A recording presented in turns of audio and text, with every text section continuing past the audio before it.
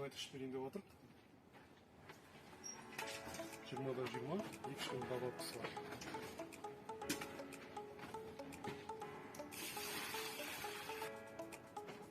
Үстіп жақсылап араластырамыз. Мінекей раствор дайын болды. Енді осы шелектегі растворды, яғни тыңайтқышты мұна 3 литр бөлшекке қосатын боламыз.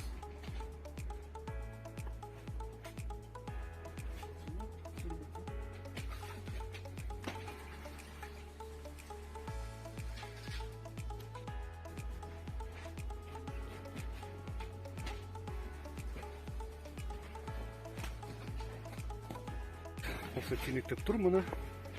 Құдай қаласа, осы сәуір айының ортасына немесе аяғына қарай пісіп қалады деген ойдамыз.